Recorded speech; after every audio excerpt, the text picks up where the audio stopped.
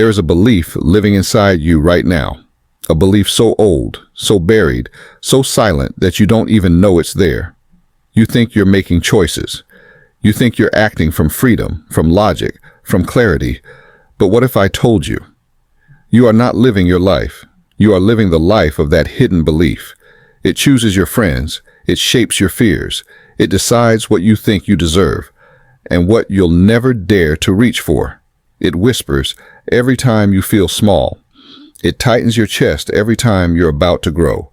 It keeps you repeating the same cycles, loving the same wounds, running from the same shadows.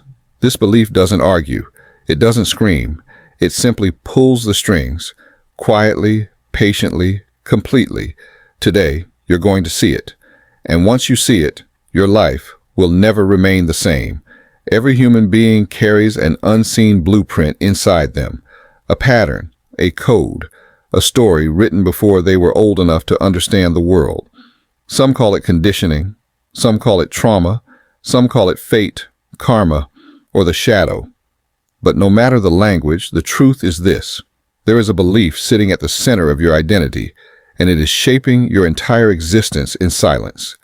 The jobs you settle for, the relationships you chase or run from, the dreams you kill before they can breathe, the habits that chain you, even the fears you think are just part of your personality, they all lead back to one buried assumption, the hidden belief about who you think you are and what you think you're allowed to be.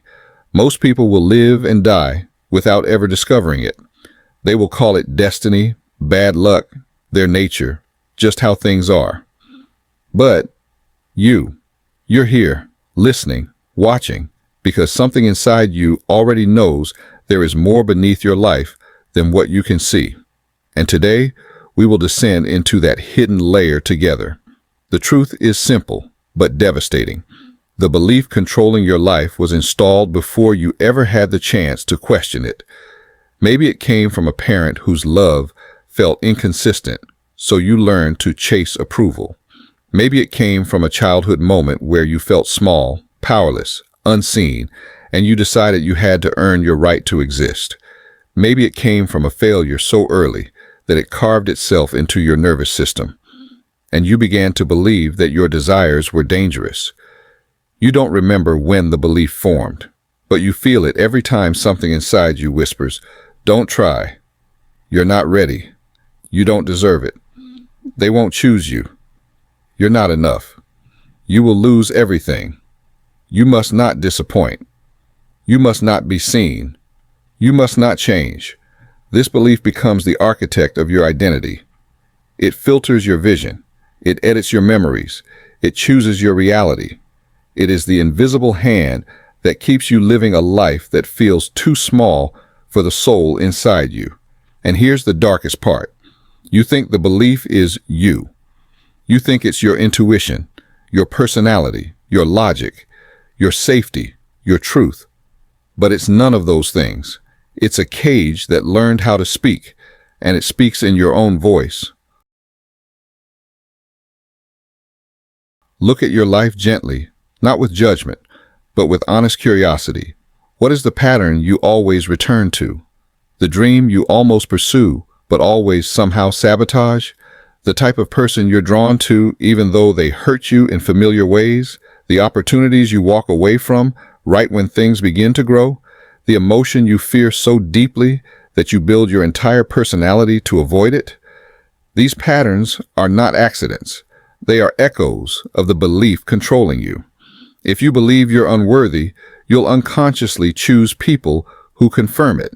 If you believe you must earn love, you'll be drawn to those who make you chase it.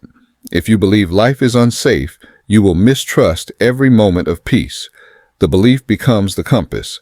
And even when it leads you into pain, your mind whispers, "At least this feels familiar. At least this feels like home." But home can be the place where you lost yourself. The ancients knew something we forget. Human beings don't see reality. We see our beliefs projected onto reality.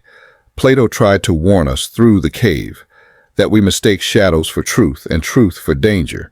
Jung called it the complex, the hidden knot of emotion, and belief that shapes our choices without our consent. Nietzsche said, "The individual has always had to struggle to keep from being overwhelmed by the tribe." The tribe is not only society, it is the inherited belief inside you that tells you who you must be. Eastern philosophy teaches that suffering is not caused by reality, but by the mind's interpretation of it, the stories we cling to as identity. These thinkers never met, never lived in the same world, never spoke to one another. Yet they all pointed to the same truth. A person becomes free the moment they see the belief that has been using them as a puppet. And the moment you see it, the illusion breaks. The hidden belief is not the enemy. It formed to protect you, to help you survive a moment you were too young to understand, a moment where your nervous system said, "I must become this to be safe. I must not become that to avoid pain." Your belief is a child trying to keep you alive in an adult world. But what protects you at age 7 imprisons you at age 27 or 37, even at 57. You are not broken. You are still running a survival code written by a younger version of you who did not know there would be a future where you needed more. The belief is outdated, but it still runs your life because you've never paused long enough to see it for what it is, a story that once saved you but now keeps you small. Now take a breath. Feel the weight in your chest, the slight tightness in your stomach, the quiet resistance rising inside you. That feeling, right there, that is the belief reacting. It doesn't want to be seen, because if you see it, you become free. So let's bring it into the light. You don't need a therapist to find it. You don't need a guru. You don't need a spiritual awakening in a distant mountain. You need one moment of radical honesty with yourself. Ask yourself, what emotion do I avoid the most? Rejection, shame, failure, abandonment, being misunderstood, being seen. What is the story I tell myself whenever I get close to something I want?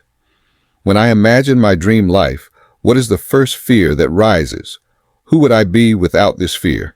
And why does that version of me scare me? Inside your answers lies the belief that controls you, not in the things you say proudly, but in the truths you hesitate to admit. The belief isn't just an idea. It's a feeling, a sensation, a knot in your identity. It is the quiet tension that appears when you're about to change. It is the whisper that says, "Stay who you've always been. It's safer this way." But safety is not the same as freedom, and protection is not the same as peace. You have lived long enough in the belief's shadow. Now, for the first time, you are standing in front of the mirror that reveals what has been living inside you all these years. Do not look away, not now, because on the other side of this moment is the first real glimpse of who you actually are. There comes a moment in every human life when the mind becomes quiet enough to hear the truth beneath the noise, not the truth others handed you, not the truth fear taught you, not the truth your past forced you to believe, but the truth that has been waiting in the deepest part of you for years, decades, maybe your entire lifetime. And that truth is this: the belief that controls your life is not stronger than the awareness that sees it. Awareness is the turning point, the inner resurrection, the moment the chains that once felt eternal begin to loosen. You don't break the belief by fighting it. You break it by seeing it, fully, honestly, without looking away. People imagine transformation as a dramatic explosion, a lightning strike, a spiritual earthquake. But the real moment of awakening is rarely loud. It is subtle, still, quiet. It feels like something unclenching inside you, like a weight you didn't know you carried lifting for the first time. It feels like this thought: I don't have to live like this anymore. Not with anger, not with force, not with some heroic gesture, but with simple, profound clarity. The belief may still whisper, but it can no longer command. It may still echo, but it can no longer define. It may still appear in your thoughts, but those thoughts will no longer feel like you. because now you see it, and awareness is the beginning of freedom. Every wall begins to crumble from a single crack. Every illusion begins to dissolve from a single moment of clarity. Every lifelong pattern begins to break from a single realization. This belief was never mine. It was given to me.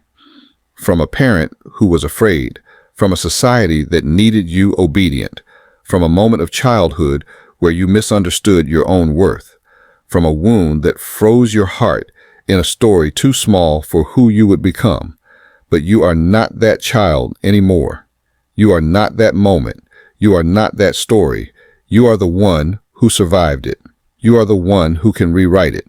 You are the one who can step out of the identity that was built around pain and step into the identity that was built for truth. This, right here, is the turning point in the film of your life. The quiet, climactic scene where the character finally realizes the cage was never locked. All they had to do was stand up and walk out. Listen closely, because these last moments are not an ending. They are a beginning. You have walked through shadows. You have confronted truths most people avoid for a lifetime. You have stood in front of the mirror and seen the belief that has been quietly holding the strings of your life. And you saw something else too. Your awareness is stronger than your conditioning. Your clarity is stronger than your fear. Your truth is older, deeper, and more powerful than the belief that controlled you. You have begun the inner shift that most human beings never reach, not because they are weak, but because life moves too fast for them to stop and hear the quiet voice inside. But you paused, you looked inward, you listened, and now something ancient inside you has awakened. If you felt something deep inside you in this video, if a part of you cracked open, if a truth inside you whispered, "Yes, this is me," then you are already part of this tribe. You belong here. Your mind, your questions, your shadows, your becoming. We walk this road together. Support this channel by subscribing, because the belief that once controlled your life has been exposed, and the moment a belief is exposed, it loses its crown. You take it back.